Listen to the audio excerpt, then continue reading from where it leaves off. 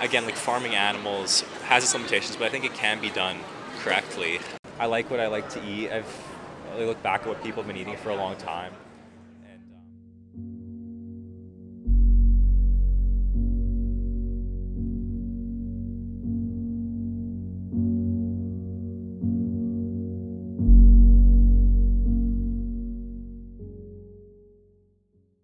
So hi, my name is Paul. Hi, nice to meet you. I'm Theo. Theo, nice to meet you, Theo. So I guess I'll start by asking, what do you know about the animal agriculture industry? Like, what do you know about how animals are farmed? I know it's pretty inhumane and probably not the best way we could do it. Right. I know there's like efforts to make more like sustainable farm stuff, but I haven't done Right. research. Right. So do you think that if we figured out a better way to farm animals, say like a more humane way, would you be okay then with buying animal products and supporting that kind of industry? I mean, just practically, I end up buying animal products as it is, and kind of just try to block that out a bit Okay. and not think about it. If I have the option, I'll try to get like free range or like grass-fed beef or Right. and that stuff. But at this point in time, like I'm not going to sacrifice eating animal products for that, just out of like health and convenience. Health and Yeah. convenience, right? So what are some of the health concerns that may be preventing you from going vegan? Well, I think beef or meat in general has like a lot of the like iron, the vitamins and stuff all in one. Right. The fat, it's also like really tasty. I like eating meat quite a bit. Okay. Well, let's try to separate those two claims because there's a claim about health and there's a claim about taste pleasure, Yeah. which are unique. So in terms of health, what's interesting though is that we can get a sufficient amount of iron and protein from plants. And there is a lot of empirical evidence that says that this is true.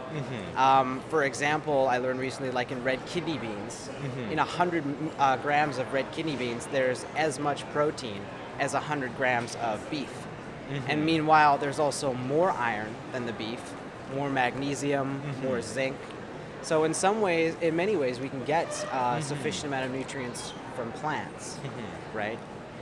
I mean, yeah, probably, but I like having my bacon on the weekend, and I go through a lot of eggs and a lot of milk. Right. And I end up doing like a lot of physical training, and Yeah, just yeah.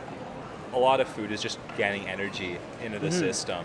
Yeah. To- If you're a high performance athlete, you have to make sure you're getting a sufficient amount of calories and protein, right? But the good news is that we can still do this on a vegan diet. We have weightlifters, we have Olympic athletes who are vegan, right? So if they can do it, then the average person like yourself or other high performance athletes, they can do that too, right? Is the reason. I think it's possible, but I think also when you start getting up at those like higher performance levels, like all the marginal benefits start to shift, and just like the calorie balance and all. Like it's very rare that you see like the majority of these high performance athletes on a vegan diet, and you actually see like what I've seen recently is like a chunk of them coming off of the vegan diet and just saying they feel better because they can get their calories in a lot easier. Right. Yeah. and Well, all one that thing other to consider is also not just the practical health concerns, but the ethical dimension. Yeah. So to address that, you mentioned something about taste pleasure. Yeah. So, you've seen and you know about how animals are farmed. You know what they have to go through. Yeah. I think in order to think rationally about this decision, it's a social issue, right? Because it involves the animals and it involves you. That's more than one person. It's a social justice kind of issue. Yeah. So if we want to think about that rationally, we want to account for not just your perspective, but also the animal's perspective, right? Yeah. And what they have to go through and what they have to lose, right? Yeah, for So sure. when we do this, what we have is a comparison between what you gain and what they lose, right? So taste pleasure, for example, is fleeting. It's Yeah. temporary. It doesn't last for very long. And you can get taste pleasure from a lot of other things, right? That's so true. what's more important, that taste pleasure or the life of the animal? Because meanwhile, the beef, for instance, like cows will live to be 20, but they lose their life around 5.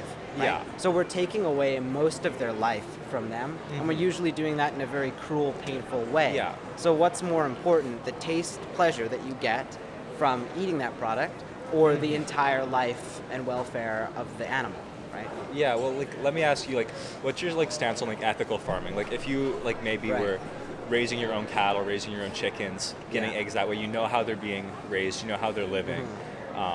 and you're harvesting the meat that way. You're like Right. doing it yourself.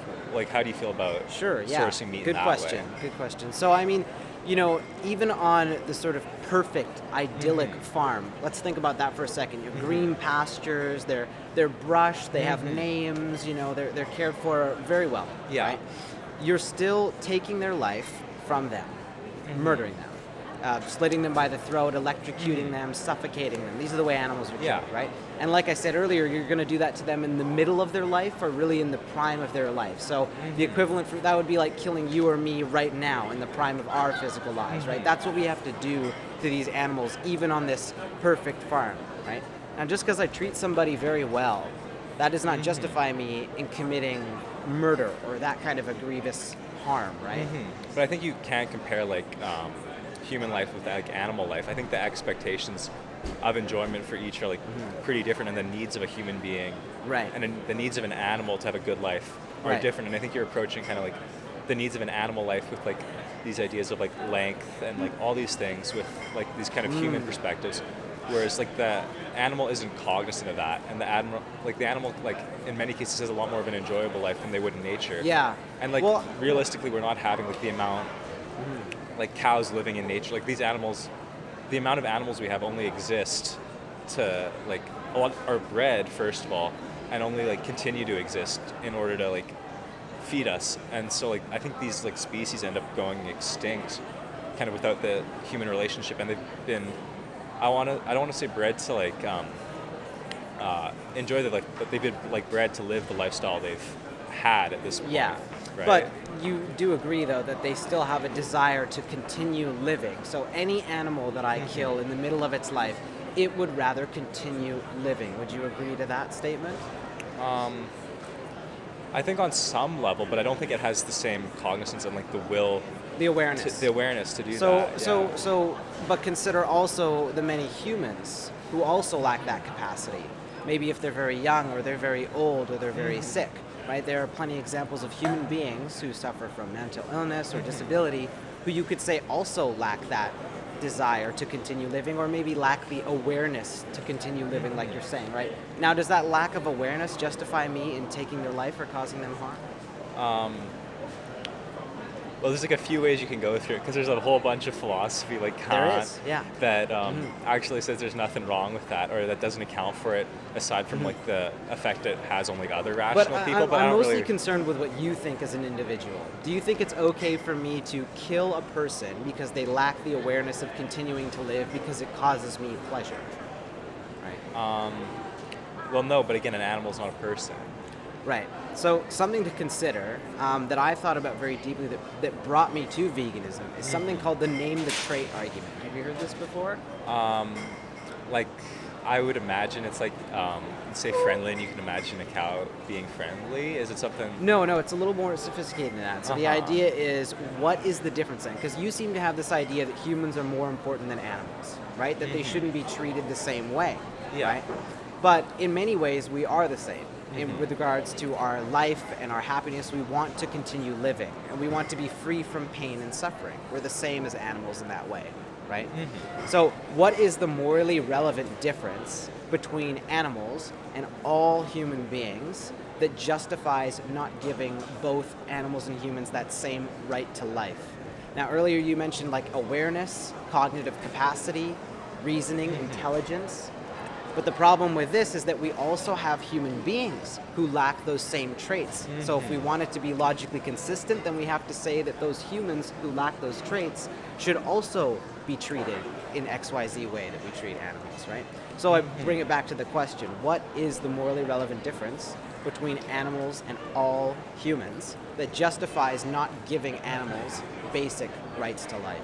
Well, I think the only way you can distinguish humans from animals, and I think you have to distinguish humans from animals on some level, because then just there's like to promote animal life, you have to sacrifice human life, and there's all these issues which would create a huge like reversal of society. And I think like I don't think you can compare like an event where like tons of humans are being killed ethically and the impact that's had for like to a ton of animals being killed, like genocides and all that stuff, I think are considered Well, that's not what I'm asking you to do. That's not what I'm asking you to do. It's about whether or not we should give animals a similar kind of right to life. So that would look like this. Well, it would has the look same like, implication, right? Because if you can't discern a human life from an animal life, right? Like the genocide that happened in like Cambodia would be like happening on a daily scale, like across Sure. America. But then Sure. in reverse, right? Like that, like you can't compare like those two events ethically. Why not? Humans have more capacity to feel pain in general. There's like awareness of like the justice of it. Right. So like, all those are these some of the differences that you're giving me to answer the question, right? Yeah. When I asked you what is a morally relevant difference, now you're getting into those actual differences. So Yeah. I see what your point is. Yeah. You know, if you've got animals that have rights to life similar, then genocides or wrongs that have happened to humans are comparable then to the genocide that's happening to species in animal agriculture right now. Yeah. I mean, I'm of the belief that what we're doing to animals, needlessly causing them suffering and death to billions of animals, is comparable to similar kinds of inhumane treatment that we've seen human beings commit against certain races, against certain genders, against certain religion, and now we're paying attention to different species and the cruelty that we cause them, right? Yeah, I mean, and I agree, like about the cruelty, like to animals and like how like factory farming and all that stuff. I think it's pretty messed up, but I think also it's like a necessity to produce like for the amount of people we have on like the planet. Yeah. Which is an unfortunate reality too. But unfortunately, that's not true. And the reason that it's not true is because in order to produce animal food, you need to produce more animal feed and more space, land, resources to feed all of these animals. So actually farming plants is by definition more efficient because you don't also need the crops required to feed other animals. I mean, if you think about how much a cow eats in a day, for an instance, versus a human being, who needs to eat more in a day, the cow or you, right? Yeah, but the cow goes on to feed like a serving of cow meat or a serving of beef goes on to feed I don't know like how much a cow weighs, Yeah. but like close to 1,000 Well, pounds. I can give you the and article people eat if like I a quarter want. pounder hamburger, Yeah. which is like 400 servings in a hamburger plus you add. Yeah, it doesn't actually map out that way. I can give you the source from the UN did a study about how much calories we get from specific plant foods versus meat foods. And basically it shows that we use most of our land for animal agriculture, and yet we get more of our calories from the plant food that we eat. And this is the case around the world. But from a pure calorie perspective, that doesn't encompass like the entirety of health. Because if you go from a calorie perspective, you can eat like your day's worth of calories in olive oil, and call that. There's like a factor in meat which I think ends up being very healthy. Not to like switch points too quickly or to pivot too quickly, but like a lot of the health benefits you see from meat make a lot of sense. And if you think biologically, like people have been eating meat a lot longer than they've been eating farmed food. Sure. I think there's a big argument to be made So there. are you saying there's like specific nutrients that we can't get from plants that we get from meat? Yeah, I would imagine so. I haven't done my research, which but though? Because to my knowledge, there aren't any. I mean, not essential nutrients. I'm not a dietitian, but that's just my general perspective. Like, I know before I do. Well, you'd want to know that, right? Because that would really Yeah. hinge on your argument, right? You're saying we have to eat meat, but there is no evidence that says we have to eat meat. Well, yeah, there's not scientific evidence, but there's like anecdotal evidence. Like me personally, like if I'm, like I'm a rower, and if I have a race, like my like pre-race meal or what I have the night before is like 2 steaks. Yeah, and but anecdotal evidence isn't very strong evidence, right? And if we're dealing with something that is so severe as like maybe it is true that what we're doing to animals is a kind of cultural genocide. Don't you think that even if that's a possibility, you should know the facts all the way through and through, not just rely on anecdotal evidence? You'd want to have a really good reason to justify this kind of harm and wrong, right? And I mean, yeah, ideally you would, but people have been eating animals for like as long as they've been alive, and I mean, if not. It's not good enough evidence, though. Yeah. Just because people have been doing something for a very long time doesn't mean we should continue doing it. Well, I think our body takes a long time to adapt, and like just purely from a health perspective, there's that. And I think, again, like farming animals has its limitations, but I think it can be done correctly. What do you mean by correctly? like just green pastures, like you described earlier, kind of like that idyllic farm situation, right? Remember, we went over the problem with that is that even at the very least, you have to take the life of the animal, and it's unnecessary. So you're unnecessarily taking the life of a being that wants to continue living. So you have to justify that claim. How do you justify doing that? Well, let's see. There's the element of how do you know it wants to? Because want is its own term, right? You can have an instinct for something, right? Your instinct, like to pull your hand away from a hot flame, and you wouldn't say that's a different want than like for me to want. No, all living animals desire to continue living. They'd have to have that. But how do you define desire then? Want, desire, whatever it is. They have a conscious need for it because I don't think they have a conscious need for it. I don't think an animal's walking around thinking like it doesn't have the thought I need to keep living. No, not even humans have that conscious desire all the time to keep their living. entire brain really is designed to help them to survive. That they have to evolve that tendency in order to be successful in evolution, right? If a being didn't have some kind of motivation, let's use a general term here so we don't have to pick hairs at specific, some kind of motivation coming internally, right?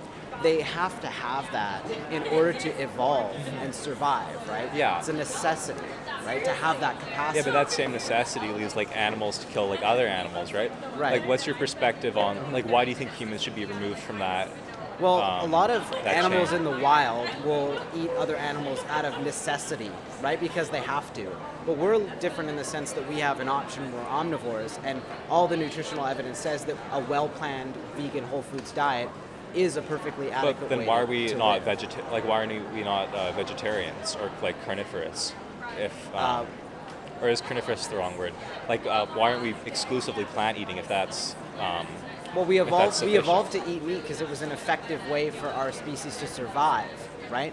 But we also enslaved other human beings for most of human history because it was an effective way to build infrastructure. It's like just because we evolved a certain capacity does not morally justify continuing that action into the future, right? And in many ways, you know, you could look at our moral conscience now for animals and moving towards veganism as a kind of survival mechanism because we know that plant system is more sustainable and that animal agriculture is one of the leading things destroying the environment, right? So in a way, it does kind of come back to benefit human survival. So yeah, does that answer your question? A little bit. I'm losing the chain a little bit. Well, we've hit a lot of stuff. Yeah, we've been talking for a while. Yeah, I'm not sure. It's pretty hard for me to pivot on this point, just because I like what I like to eat. I look back at what people have been eating for a long time, and it to me like. Well, no. All I want to do then is maybe have you take away from this conversation just a couple of open-ended questions that you can decide to think for yourself, that I ask you please to try and think for yourself. Even if I can't convince you of anything, take these questions with you, right? If you're going to eat animals, right, you have to account for the perspective of also the animal. And you have to ask yourself, like, what are they losing or gaining versus my loss or gain? I think that's an important question to start with. How do you morally justify taking the life of an animal if it's unnecessary? Yeah. Right? That was another big question we looked at. And then the last one, I think, was what is the morally relevant difference between animals and all humans that justifies not giving them a similar basic right to life? I think those were sort of the three key questions that at the very least I hope you walk away continuing to think about a little bit. Okay, yeah, sure. Yeah, well, great. Awesome. Thanks a lot, Theo. Yeah, of course. Yeah, Theo. Okay, great. Well, you have a great rest of your day. Yeah, you too.